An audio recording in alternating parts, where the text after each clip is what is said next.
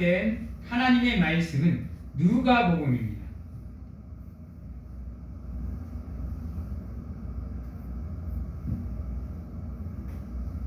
누가복음 7장 31절에서 35절 저희들이 보도록 하겠습니다.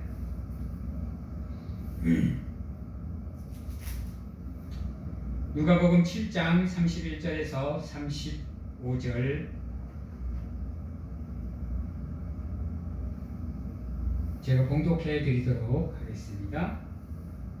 또 이르시되 이 세대의 사람을 무엇으로 비유할까? 무엇과 같은가? 비유하건대 아이들이 장터에 앉아 서로 불러 이르되 우리가 너희를 향하여 피리를 불어도 너희가 춤추지 않고 우리가 곡하여도 너희가 울지 아니하였다 함과 같도다.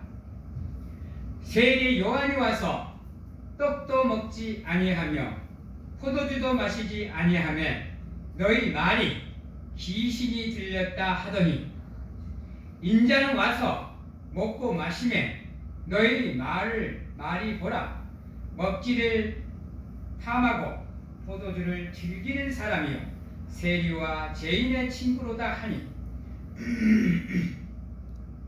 지혜는 자기의 모든 자녀로 인하여 옳다함을 얻느니라. 아멘.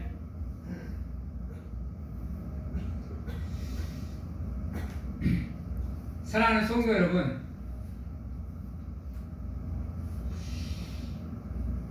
우리가 삶을 살아가면 참 많은 것을 보게 됩니다. 때론 즐거운 일, 기쁜 일, 행복한 일들, 감동을 받는 일들을 볼 때도 있고요. 때론 안타까운 일, 고통스러운 일, 슬픈 일, 힘든 일을 당하거나 보게 됩니다. 저 이번에 우리 무한공항 비행기 사건 모두들 보셨죠? 참 마음이 많이 아팠습니다. 무슨 이유인지는 정확하게는 알지는 못하지만 한번 선회에서 다시 돌아오는 그 짧은 순간에 도대체 비행기에 무슨 일이 있었는지는 알 수 없으나 랜딩 기어가 내려오지 않고 랜딩 기어가 없음에도 불구하고 기가 막히게 착륙을 잘 했음에도 불구하고 하필이면 없어야 될 장벽이 눈앞에 있는 바람에 근데 그 장벽도 비행기가 부딪히면 쉽게 무너지게끔 되어 있는데 그래서 비행기 속도를 줄이는 역할을 감당해야 되는데 불구하고 안타깝게도 그 장벽은 시멘트 겁나 단단한 거였습니다. 보셨을까 모르겠지만 부딪히자마자 비행기가 폭발을 할 정도로 그렇기가 쉽지가 않거든요. 근데 한번 생각을 해보세요. 랜딩 기어 없이 착륙해서 거기 장애물에 가서 부딪히기 그 짧은 순간에 조종관을 잡고 있는 비행사는 무슨 생각을 했을까요? 랜딩 기어 없이 착륙을 잘했을 때는 정말로 이제 살았다라는 희망을 가졌을 겁니다. 안 그렇겠어요? 근데 비행기가 조금씩 경로가 삐뚤어지면서 그 장애물을 향해서 달려갈 때 그 비행사의 마음은 어땠을까요? 그 영상을 보니까 정말로 끝까지 운전대를 잡고 계시던데 근데 제가 이 무한공항 사건을 통해서 감동을 받은 게 하나 있어요. 물론 슬픈 일이고 아픈 일이지만 그것을 대처해 나가는 유족 대표의 그 모습이 너무나 아름다웠습니다. 그 슬픔을 우리가 어떻게 이해를 하고 받아들이며 하겠습니까마는 그래도 그 가운데에서도 유족 대표의 말 한마디 한마디, 행동 하나하나가 모든 사람에게 감동을 줬어요. 자기도 동생을 잃어서 정말 힘들고 아프고 어려울 건데도 불구하고 그 감정을 추스리고 사람을 대해 나가는 모습, 저 또한 정말 감동받았습니다. 근데 어떻게 그런 모습들이 나올까요? 그 슬픔 가운데에서도 무엇이 그 유족 대표로 그렇게 담담하게 그 일들을 감당할 수 있게 했을까요? 저는 생각 차이라고 생각합니다. 바라보는 관점의 차이라고 생각합니다. 지금까지는 그런 일이 터지면 유족들은 물불을 안 가렸어요. 그래서 오히려 유족들이 더 욕을 먹었어요. 안타까운 일인데 이태원 사건이나 세월호 사건이나 상풍백화점, 성수대, 우리나라 많이 사고가 많았네요. 네. 여러분, 이런 사건들 한번 봐봐요. 유족들의 대처를 한번 봐봐요. 오히려 유족들이 처음에는 안타까움에 슬퍼하다가 그런 모습들 속에서 오히려 이제 화살이 유족들에게 돌아가는 경우가 참 많았습니다. 유일하게 유족이 칭찬받은 사건이 이번 사건입니다. 우리의 삶에 예기치 못한 일들로 여러분 무너져 내리는 경우가 한두 번이 아닙니다. 저에게도 감당지 못할 일들이 참 많았어요. 다사다망했습니다. 힘들기도 하고 아프기도 하고 막막하기도 하고. 근데 어떻게 했어요? 버텨야죠. 그런 상황에서 그것을 버텨낼 수 있는 방법이 무엇이냐는 거예요. 바로 생각의 차이, 관점의 차이라는 겁니다. 한없이 슬픈 일, 한없이 고통스러운 일, 좌절하고 방황하고 포기해버리면 그것은 끝없는 어둠의 터널이고요. 그래도 그 가운데에서도 힘을 내고 일어서고 나아가고 버팀목이 되고 기도하고 찬양하고 예배하면서 나가는 모습이면 그 어둠의 터널 이면에 있는 끝을 보게 된다는 겁니다. 이와 같이 우리가 모든 것을 바라볼 때 그게 믿음의 일이든지 세상의 일이든지 여러분 어떻게 바라보느냐의 차이에 따라서 그 일이 오히려 우리의 삶의 성장의 기회, 성숙의 기회, 더 앞으로 한 발자국 나아가는 기회가 되기도 하지만 쌍그리째 삶이 무너져 내려버리는 엄청난 고통이 수반되는 일이 되기도 합니다. 여러분 안담합니다.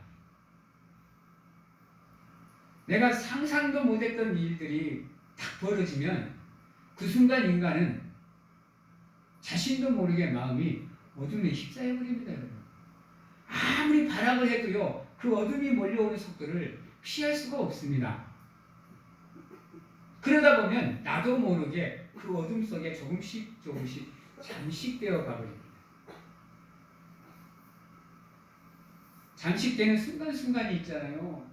여러분 얼마나 막막하고 답답하고 한지 아세요? 어떻게 할 길이 없고 어떻게 할 방법이 없고 무엇을 해야 될지도 모르겠고 내가 계획하는 대로 이루어지는 건 하나도 없고 다 비틀어져 버리고 다 어긋나 버리고 그러다 보니까요 사람이 심령이 그냥 자기 스스로가 어둠의 수렁으로 빠져요. 여러분 감정 조절이 안 돼버리고 컨트롤이 안 되고 삶이 왜 그렇게 사람들이 무너지나 싶을 정도로 무너져 버립니다.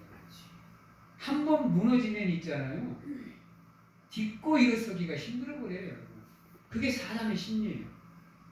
우리가 그래서 어려운 가운데에서도 그 딛고 일어나서 자가성수하시는 분들을 위대하다고 하는 이유는 거기 있습니다. 나는 정말로 그렇게 못할 것 같은데 한번 생각해 보세요. 내 사랑하는 동생, 내 사랑하는 자녀, 내 사랑하는 부모를 잃었다고 한번 생각을 해보세요. 그 유족 대표와 같은 그런 당당한 모습이 나오시겠어요? 그냥 그 모습을 보면서 야, 저 사람은 정말로 대단한 사람이다 라고 생각을 했어요. 저는 감당이 안 되더라고요. 한정없이 무너져 버리더라고요. 삶이 피폐해져 버리더라고요. 뭘 해야 될지도 모르겠더라고요. 저 사람은 어떻게 저렇게 그 가운데에서도 저 슬픔을 딛고 저렇게 일을 합리적으로 논리적으로 풀어갈까? 사랑하는 성도 여러분, 다른 사람들이야 뭐 긍정적인 생각을 한다, 좋은 생각을 한다, 이쁜 언어를 쓴다, 내가 좀 희생을 한다 이렇게 얘기를 하지만요, 우리 기독교인들에게 있어서는 가장 중요한 게 모든 상황 속에서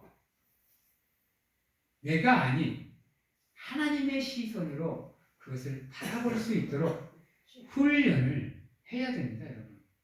오늘 제목처럼 믿음의 눈으로 모든 것을 바라볼 수 있도록 노력을 하셔야 돼요. 이게 쉽지 않아요, 여러분. 목회자들도 무너져 내리더라고요. 감당이 안 되더라고요. 무너지니까요, 건강이 무너져 버려요. 심리적으로 불안정해져 버려요. 목회자가 이러면 성도들은 오죽할까? 이런 생각도 들대요. 왜 사람이 마지막으로 극단적인 선택을 하게 되는가? 라는 생각도 해봤고요. 쉽지 않아요, 여러분. 그런 상황을 극복해낸다? 어렵습니다.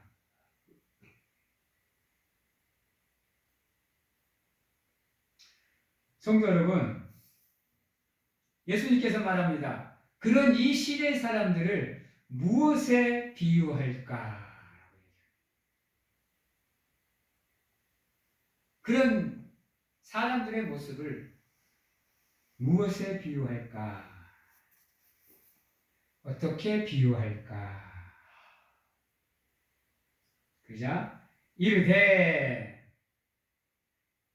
옳거니 이렇게 얘기하면 맞겠구나 하고 얘기하시는 게, 우리가 너희를 향하여 피리를 불어도 너희가 춤추지 않고 우리가 곡하여도 너희가 울지 아니하였다 함과 같도다라고 얘기를 했어요. 무슨 말이에요? 여러분, 이 시대의 가장 큰 문제입니다, 여러분. 이 시대에는 사라져버리고 없는 문화예요. 여러분, 따라해 봅니다. 한번 따라해 볼게요. 공감.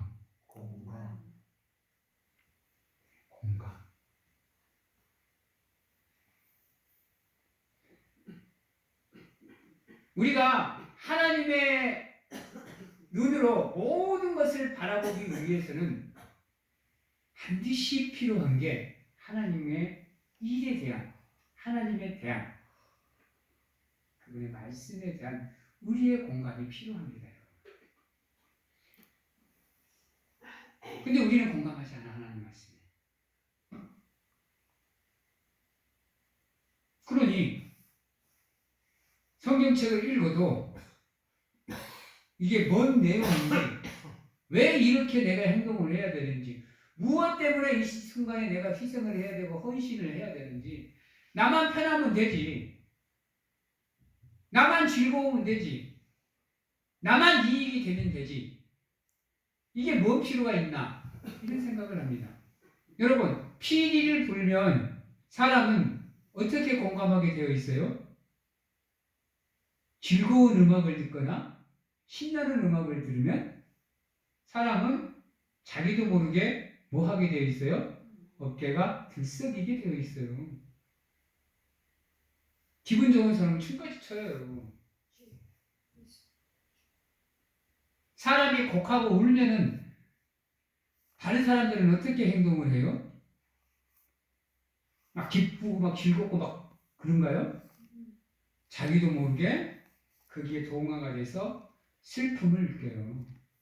여러분, 제가요, 한 몇 년 눈물이 없는 줄 알고 살았거든요. 저도 되게 냉정한 사람이에요. 사람한테 물어봐요. 무정의 대가, 냉정의 대가 그러면 저예요. 근데요, 요즘 한 번씩 제가 감정을 추스리고 싶거나 마음을 다스리고 싶으면 영상들을 보거든요. 살기 위해서, 순순히 살기 위해서. 이 배경음악이 깔리면서 여러 가지 영상들이 나오는데, 그거 보고 있다 보니까 어느 순간 보니까 있잖아요. 나도 모르게 눈물이 흐르더라고요. 내가 사모님한테 내가 그랬어요. 야, 이 영상 보니까 눈물이 나네. 이게 공감이에요, 여러분. 의식적으로 하는 게 공감이 아니라요. 나도 모르게 하는 게 공감이에요. 성경을 읽을 때면 여러분 하나님의 말씀이 탁 눈에 들어오면 나도 모르게 그래 맞아 라고 자연스럽게 인정하는 거, 합의가 되는 거, 이게 공감이에요, 여러분. 근데 그게 없어요, 우리에게. 그러다 보니까 믿음의 눈으로 바라볼 수가 없어요. 왜? 내가 인정이 안 되는데. 뭐가요? 하나님의 말씀이요. 하나님이 살아계심이 인정이 안 되는데 모든 순간 하나님이 나와 함께 해주심을 나는 인정을 안 하는데 어떻게 모든 상황 속에서 모든 순간을 믿음의 시선으로 바라볼 수 있겠어요? 여러분, 믿음의 공감을 가집시다. 하나님의 말씀에 대해서요.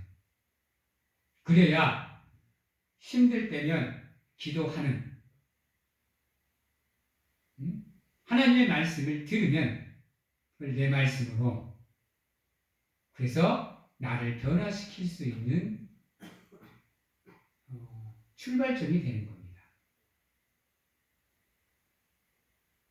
그러니까 32절에서 말했던 우리가 너희를 향하여 피리를 불어도 너희는 춤추지 않고, 우리가 곡하여도 너희가 울지 않는다는 말은 어떻게 돌려보면 공감을 이야기하고 있습니다.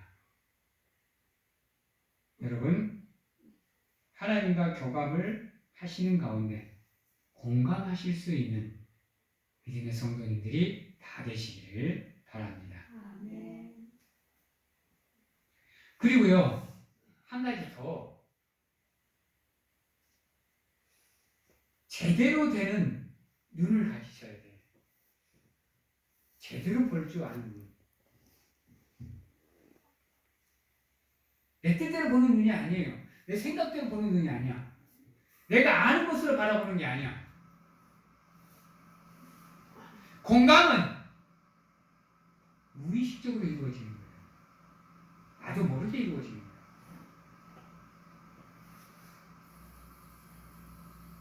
이 믿음의 시선도 마찬가지입니다. 내가 의식하고, 내가 이걸 막 믿음의 눈으로 봐야 돼, 그 한계가 있어요. 근데 나도 모르게 그것을 따라가게 되면요, 당연히 그것에 뭐 하게 되느냐, 공감하게 되어 있어요. 믿음으로 따라가셔야 됩니다. 누구를? 하나님을요. 자연스럽게 하나님이 하신 말씀, 자연스럽게 하나님의 일을 우리가 공감할 수 있게 됩니다. 그러면 우리도 모르는 사이에 모든 상황 속에서 하나님의 눈으로 그것을 바라보고 계심을 여러분들을 발견하게 될 거예요.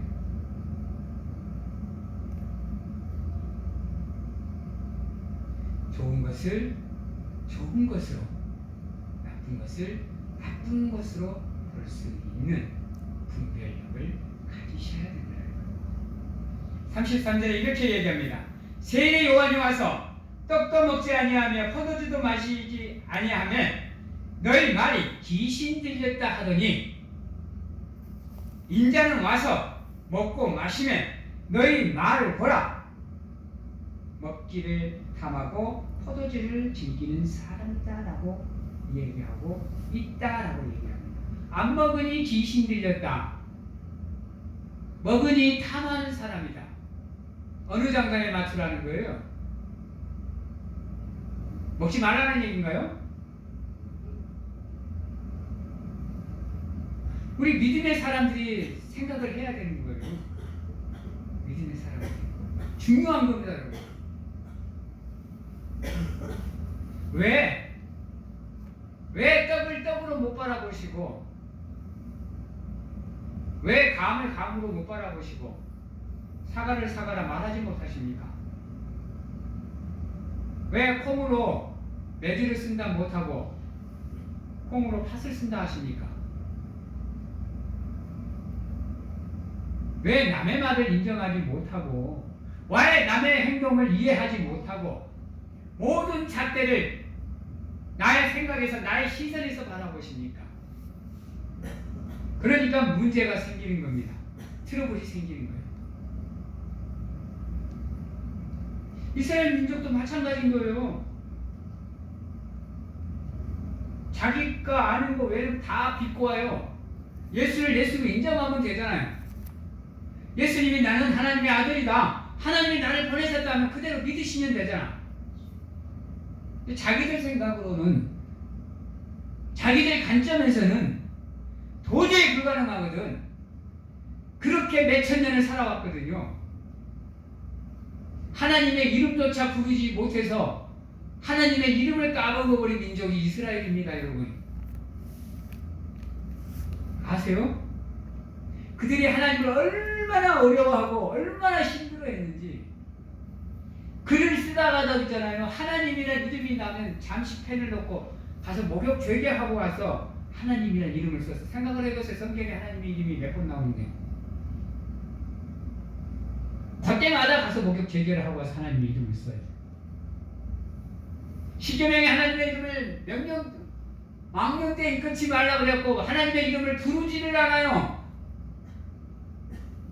그러다 보니 시간이 흐르는 속에서 하나님의 이름이 무엇인지를 까먹어버려요.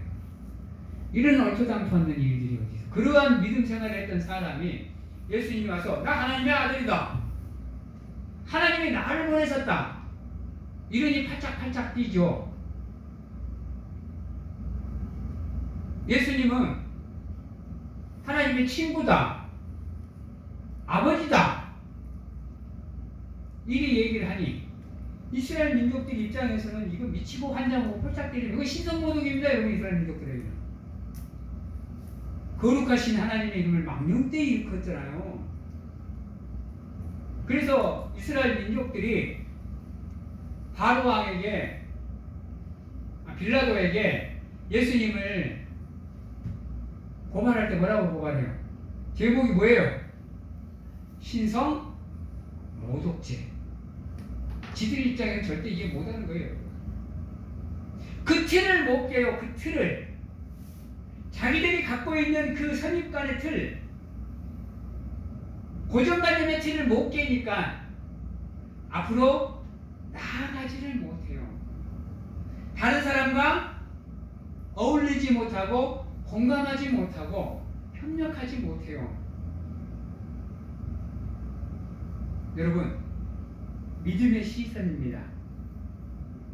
믿음의 시선의 첫 번째 첫 걸음은 공감입니다. 여러분들에게 하나님을 향한 공감이 있기를 간절하게 소망합니다. 그것이 바로 지혜다라고 얘기를 하십니다. 여러분, 지혜의 뜻이 뭐예요? 잠언에서 지혜를 뭐라고 해요? 여러분, 잠언에서 말하는 지혜의 뜻, 하나님을 경외하는 것. 지식의 근본은 하나님을 경외하는 것. 여기서 경외라는 거 다른 말로 따지면 하나님을 이해하는 것, 아는 것, 하나님에 대해서 깨닫는 것, 공감하는 것, 허용하는 것, 믿는 것을 얘기합니다.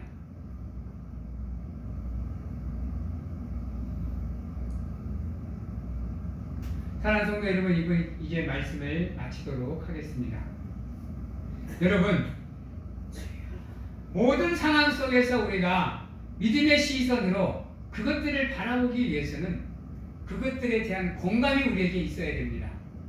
우리가 하나님을 믿는 믿음을 올바로 갖기 위해서는, 그분의 말씀에 순종하는 삶을 살기 위해서는 우리가 하나님에 대한 공감, 하나님의 말씀에 대한 공감이 있어야 비로소 우리가 하나님을 온전히 알고 깨닫고 믿을 수 있게 됩니다.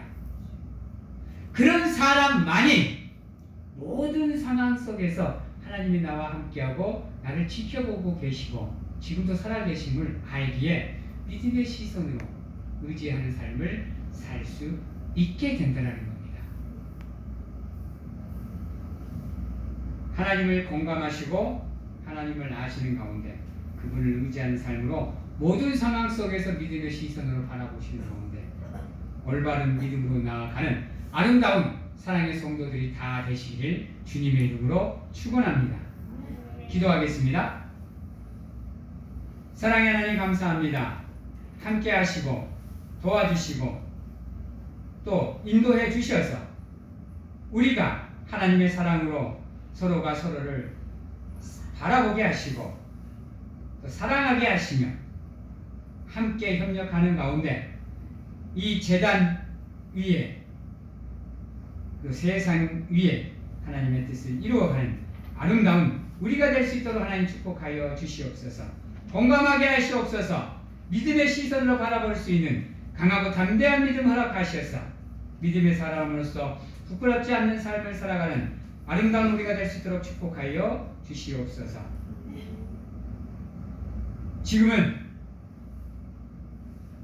우리를 죄 가운데서 구원하시기 위해 이 땅에 오신 예수 그리스도의 은혜와 세상 끝날까지 항상 우리와 함께 하시는 가운데 안아주시고 품어주시는 하나님 아버지의 사랑하심과 세상 어느 곳에 가서 무엇을 하든지 간에 우리의 빛이 되시며 우리를 가르치시며 말씀이 기억나게 하는데 믿음의 길을 정진하게 도와주시는 성령님의 교통하심이 오늘 이 자리에서 하나님을 향한 공감으로 또 하나님을 향한 시선을 가지고 모든 상황 속에서 믿음으로 승리하기를 원하고 확신하며 결단하는 귀한 하나님의 성도님들 머리 위에와 가정과 직장, 자녀와 건강 위에 지금부터 영원토록 함께 하시기를 축원하옵나이다.